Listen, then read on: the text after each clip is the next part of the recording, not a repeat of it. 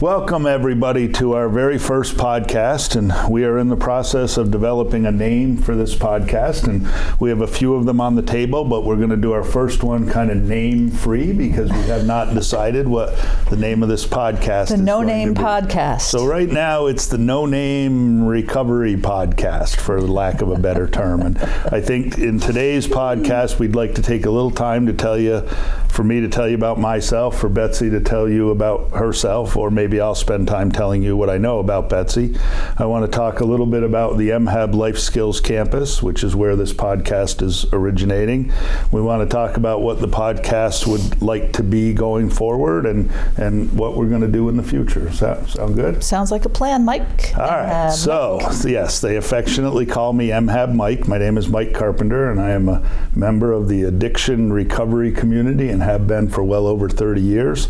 I'm also a member of the mental health recovery community and have been for probably more than 30 years. And I could probably give you a whole bunch of other ills that I have that I'm in recovery from. But this is an all things recovery podcast. And in order to show you that I think I'm qualified to sit here and talk to you about it, I wanted to tell you about my recovery. And Betsy, who is not in recovery, but is my business partner and probably should be in recovery or could be in recovery for a variety of things. I only have to recover from the fact that you're my business partner every day. Is my sidekick at this podcast. So Betsy, introduce yourself. Betsy Vicencio. I am Mike's business partner in the MHAB adventure that we are on. It's true, I am not in recovery, although I am the proud mother of one of my daughters, 7.5 years in recovery, and I work with you every day for the past 15 years, and let me tell you, my life is fully immersed in recovery. And 3 or 4 of your 6 exes were like addicts, right? Absolutely. I had a thing for the addicts. I like the fixer-upper model. That's why we hit it off. You liked me right out of the gate. I did. Like, yeah, he's a fixer-upper. I knew you needed all the help you could get. Well, you were right in my wheelhouse. You were absolutely all that in a bag of chips. Don't you have a younger daughter too? I do. She's the healthy one though. So we say. We call her the healthy one. We like her. She's pretty cool. We're all in recovery from something. There's not one of us that is not afflicted with some ail that we're struggling with or trying to work through. So, yeah. So we're glad to be doing this podcast, seeing what we can do to make it better. So let's talk a little bit about MHAB and what MHAB is and why we're here today. Mike. So MHAB is a life skills campus in way upstate New York in Plattsburgh, New York. That was designed to help people bridge the gap between treatment effectively and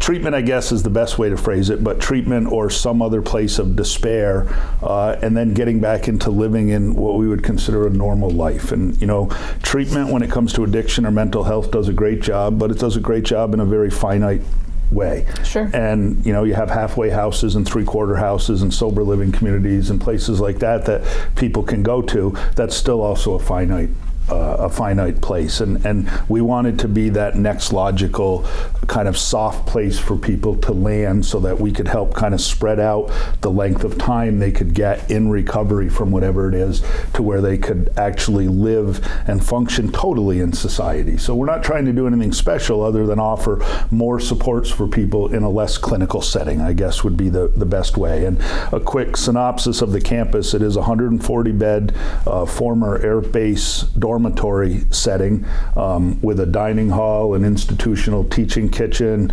gardens, a greenhouse, state-of-the-art gym, a recovery center on site, 12-step meetings, other recovery meetings. It's kind of the hub for what we consider all things recovery. Yep. It's a transitional housing model, so it is a dorm room effectively, and the people are allowed to live there for up to 2 years, and we thought that was a good starting point. And it was a little off in the way of what most people think of doing this kind of a life skills campus. And I think when we set it up, that's why we don't call it just housing or just treatment or any of those things. We call it a life skills campus because we teach or try to teach all things life skills. We have a banker. Sure, we have a banker, right? We have employment services that come and help people get jobs.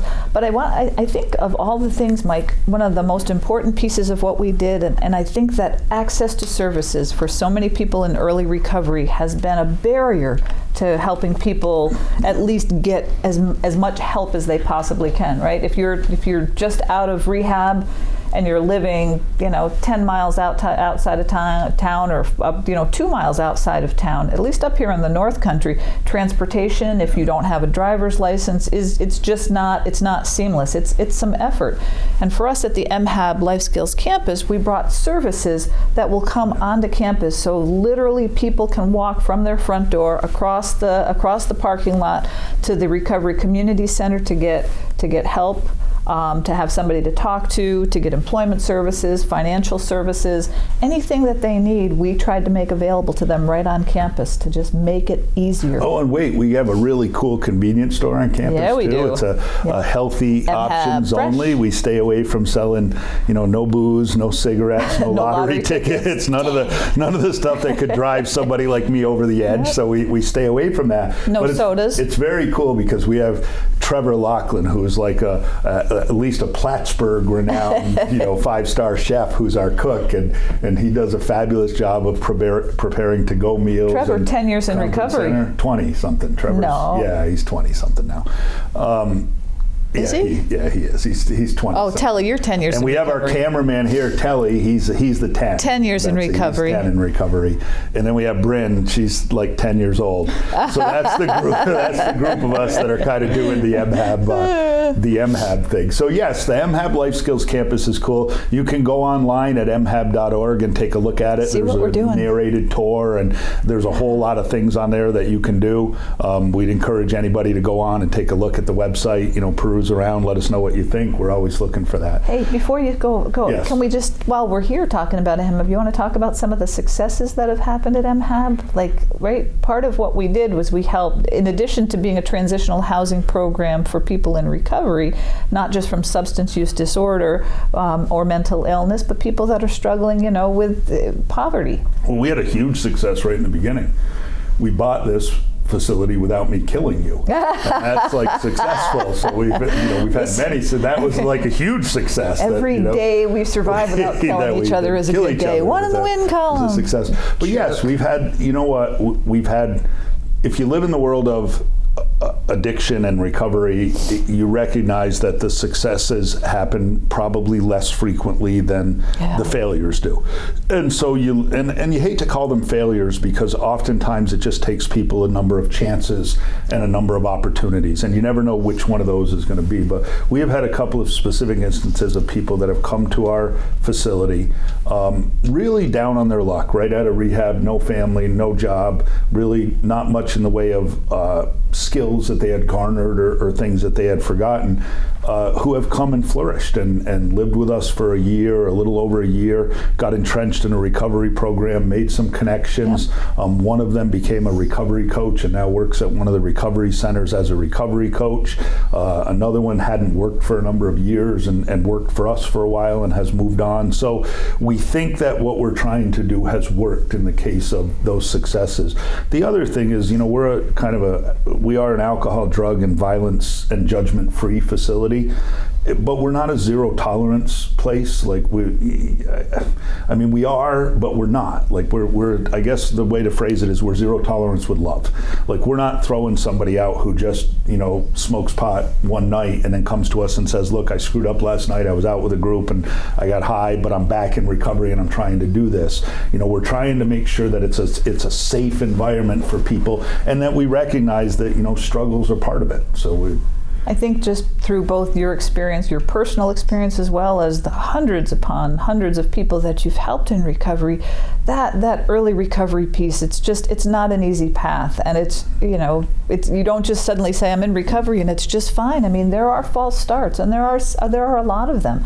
And there are a lot of recovery places that say, one and done and you're out. And that's their platform. And for us, we are trying desperately to really figure out how we continue to put enough services, help, support, love in front of people that we're going to get them there. It's such a delicate balancing act in dealing with people, because it's the disease of addiction or even mental illness it's insidious, because oftentimes people that are in active addiction especially use it as a way of manipulating people who are trying to help them. Sure. So there's a dark underside to it, and you're trying to walk that very fine line of not throwing somebody out who just made a mistake, but making sure we keep the integrity of the place, that people that are trying to be in recovery. And we've done a pretty good job of that. We have staff that is familiar with recovery. They're familiar with the people that we're going to be dealing with. So we think that we've done a lot of good things, and it would be remiss to not put in there that we're partnered with 35, 36, 38 different agencies in this area who all provide some kind of resource for us. Some have actual services on site, others are just kind of advisory places for us, but they've all jumped on and been willing to help. So they resources for us and resources for our people. I mean, it's been wonderful, and I think MHAB's done an awful lot to bring all of the support services together, whether physically on campus or just to really kind of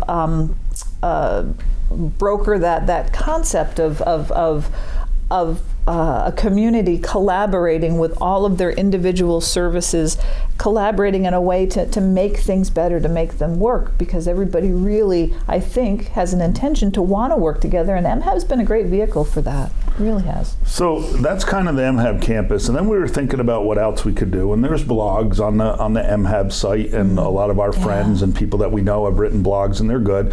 But we started talking about, could we do a podcast or something? We said, what do we want the podcast to be? And so we have some younger people on our team that watch a lot of podcasts, and I'm one of the ancient guys, so I don't necessarily watch a lot of them, but I watch them. And I think what we wanted to do with a podcast is we wanted to show you kind of a glimpse inside of what recovery is for somebody in recovery and a parent who has a child in recovery.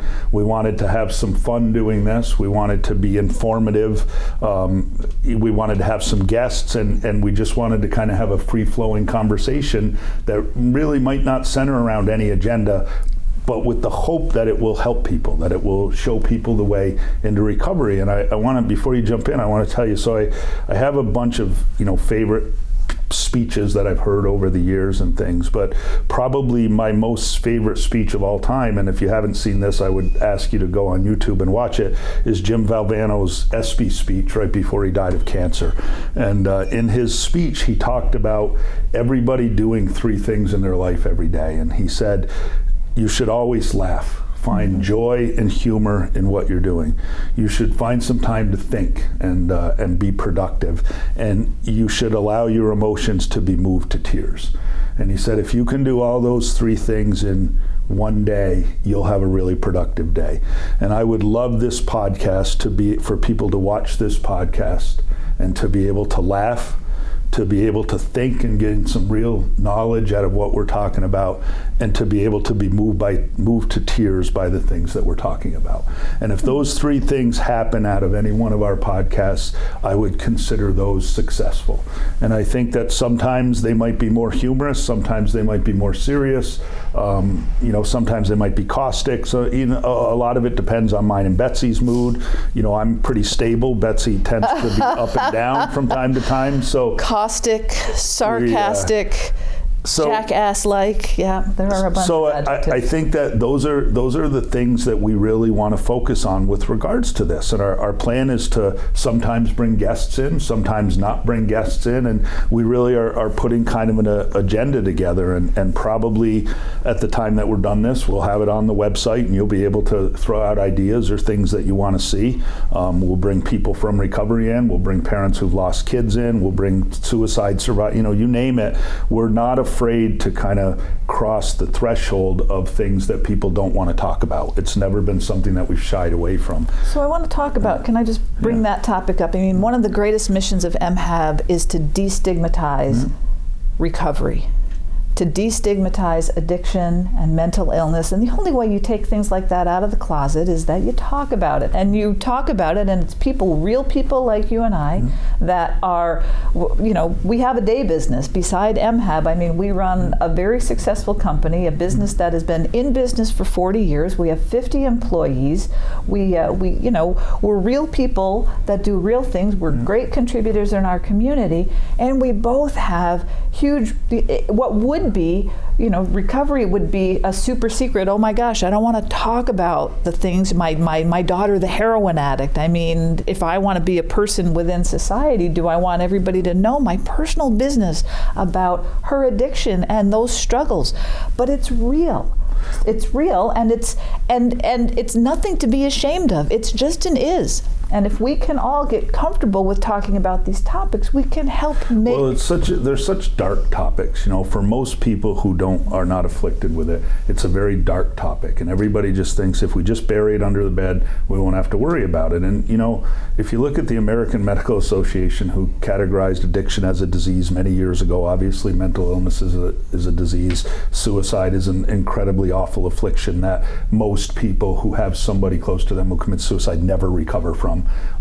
Those things are incredibly difficult, and if somebody has cancer or heart disease or something, everybody's willing to talk about them having cancer and how strong they are and how courageous they are. But somebody who battles addiction or depression or those things somehow doesn't get the same credibility. And I would throw out to you that I think they certainly deserve at least the same credibility, and maybe not more, but it is difficult to be in recovery because you throw in the fact that you have the illness as well as you have the stigma and the things that are carried around by people in society about what kind of a person you are, typically because of the behaviors that go with the illness.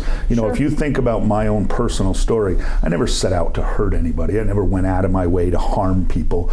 But when I wanted to get high and I was in the throes of addiction, I would do anything to anybody at any time to be able to get high. I know from personal story with your daughter, the same thing. And I know Bridget really well. We are not evil people. Right. But boy, when we're in the throes of that, it forces us to do things that we typically would not do. And so what we want to do here is continue to shed light on those things and normalize it. And I've been fortunate that I've had some success in my life, and I've garnered done some things that apparently have been deemed decent in society. And so I don't love being the poster child necessarily for recovery or whatever, but I love the fact that I have a little bit of a voice to be able to show people that you can change, you can become a different human being, and you can do things and become a member of society that's respected like other people who aren't afflicted. Well, I think that your story, just like many people's stories, gives not only the individuals but their families hope that my daughter who is an addict can there's a tomorrow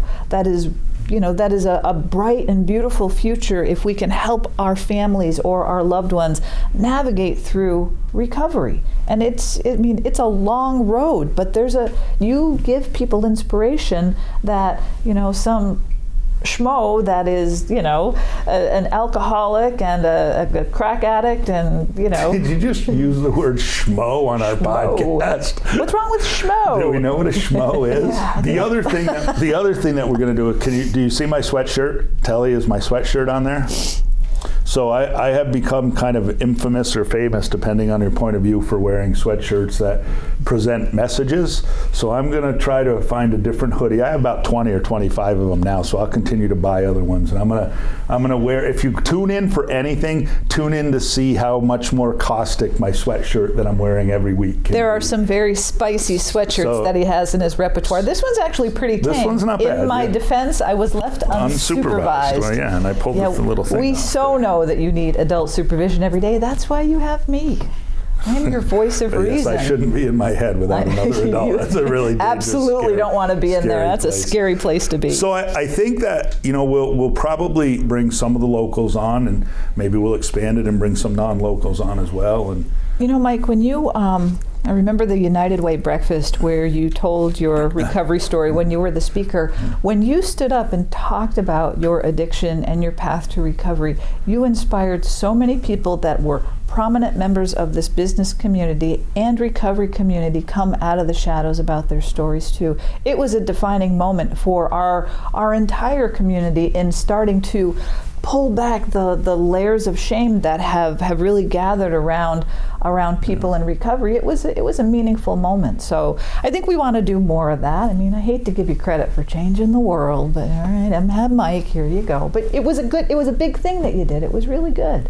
Well, I think that it is truthful that when you can get people, I think that it's important to do it and not to try to glamorize it, not to try to get sympathy or none. We don't do any of those things. We're talking about it with the hope that somewhere down the road somebody will hear something that we say, whether it's in a humorous way, a serious way, a sad way, whatever it is, that will click, that will help them to be able to deal with whatever they have going on. You know, one of the things that I think American society did wrong years ago was putting shows like, you know, Beaver Cleaver and that on television, because I don't believe that there are families, at least in America, that realistically live like that. Every family, when you pull the curtain away, has some stuff that goes on, and we're all so ashamed to be willing to talk about that. We want the image that we present to be this image of, oh, I have it all together. Meanwhile, inside, you know, we could be dying or struggling with something that would become so much less burdensome if we were able to just speak about it publicly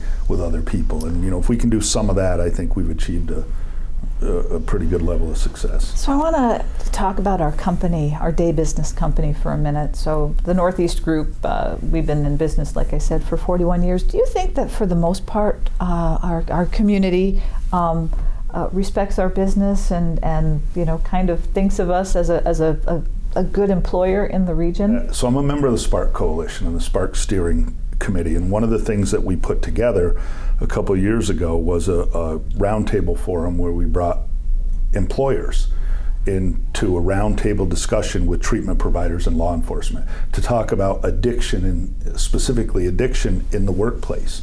And what we found was that so many employers had a very limited understanding of what addiction really was, what treatment really was, and how they handled their workforce that are struggling with that. And so it was one of the issues with people not being willing to take chances on people that have a criminal history as a result of addiction or any of those things. So I think that we've done a great job over the last couple of years in getting our very small community, Plattsburgh, to recognize the issues around employment or lack of employment. And yes, some of that is spearheaded by us. And you and I have talked about this, Betsy, and it's not to, you know, designed to blow our own horn, but we do, when we hire people, for the most part, ask for the worst of the worst. Yep. Like that's the phrase that I use, and I use it somewhat tongue-in-cheek because for me, that's what I considered myself. That's what I felt like when I came into the workforce. I had incredibly checkered attendance records. I had, you know, some criminal history. I was,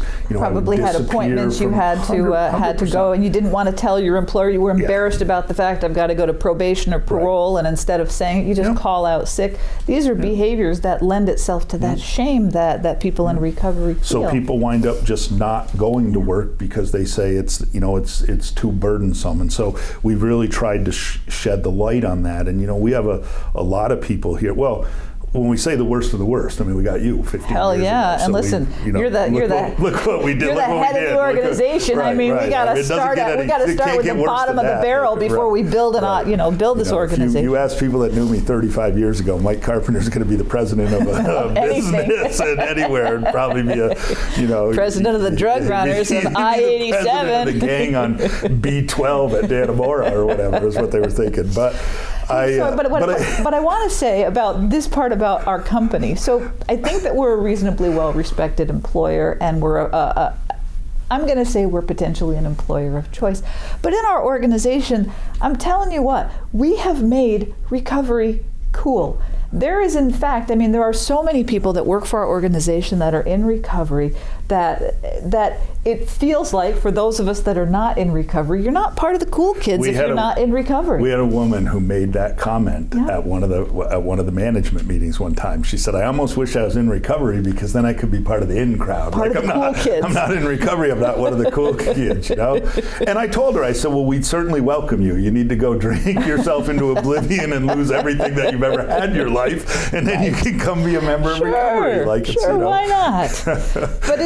But I think it's interesting because the reality is, I don't think that there's a family out there that's not afflicted with it, and a family, and I don't think that there are employers that are walking around with a staff that are completely free from any type of problems like these. We just happen to make it okay. We happen to make it okay to talk about, okay to ask for help, or okay to be transparent about it. And what that does, it gives people the confidence, I think, to be able to grow through those troubles. And in fairness, we have some inside knowledge because I'm in recovery. You're familiar with it, so it's a little easier for us. I'll talk about one specific employer, and they're good friends of ours, the people who run Mold Right. Yeah, Mold Right has done some incredible things around addiction and recovery without really understanding it at the level that I do, and I'm so appreciative for guys like that are willing to say, yeah, we like what you're doing, we'll take a chance on that. That's what you need companies that are willing to say, if I can look beyond the problems that he's had in the past or she's had in the past, and I can recognize that in the first few months or year of their recovery, they might need some time off to go to drug court, to go to therapy, to go to treatment, whatever the case is.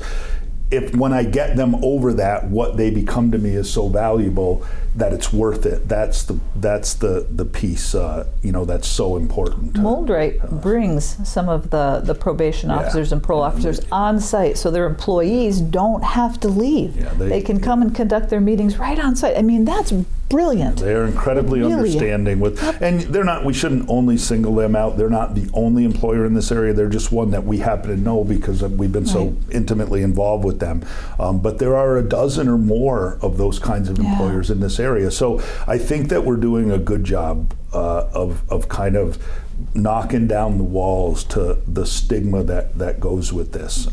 Stigma is a powerful force, and if you can change that, if we can be part of the inertia that changes that, we're going to do it. It'll be a big deal. And the other thing that you realize, sometimes people who aren't afflicted with this misunderstand the way that people like me speak or other people that are in recovery. I literally was on death's door. I was 26 years old and probably didn't have a lot of years left if I had kept going. And so there's a great deal of almost self-deprecating humor about where our life was and where it is. I have a good friend of mine who, put a gun to his head and pulled the trigger and the gun jammed. And, he's alive and sober, 20 plus years now.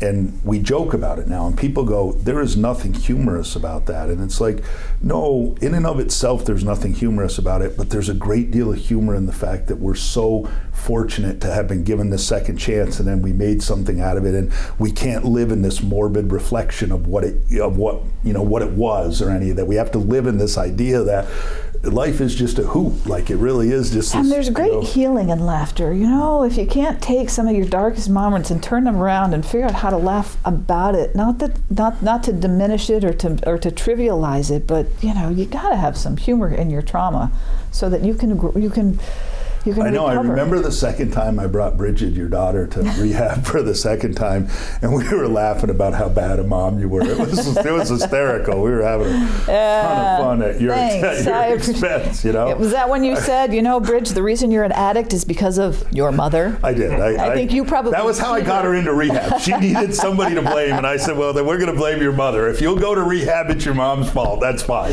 And Guilty she did. as charged. Doesn't she continue to tell you that you continue to be a disappointment to her? So this is my latest line. I am a continued source of disappointment for you. Yes, for her and the rest of my family. So I am the reason. I'm a continued source of disappointment for you. And I'm so happy you're a part of my life. Look at me. I'm right. Like I feel better now. I irritated you. All of a sudden I feel better. That's awesome.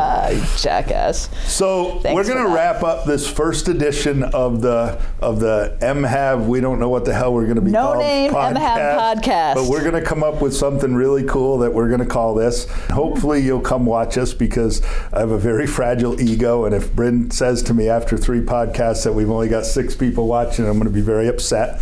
So if you would He'll go right into the tank. It will take us freaking 21 days to pull him out of the depths of despair. Nobody loves me. Nobody watches our podcast. Poor me. He'll come clomping into the office. We suck. We suck. So we hope watch that the podcast help us out. We hope that you derive as much satisfaction, and I will close by asking you to think of it in terms of those 3 things that I said. We want to laugh a little. Laughter. We want to cause you to think a little, and we'd love you to be moved to tears by some of the stuff that we're saying, and those things would be really important to us. So if we can do that would be cool. You're here. Are we out? I think so. We got to come up with some wrap up though. Something, cool. Something recovery cool. COVID out. COVID out. COVID out. Click. Are we cut?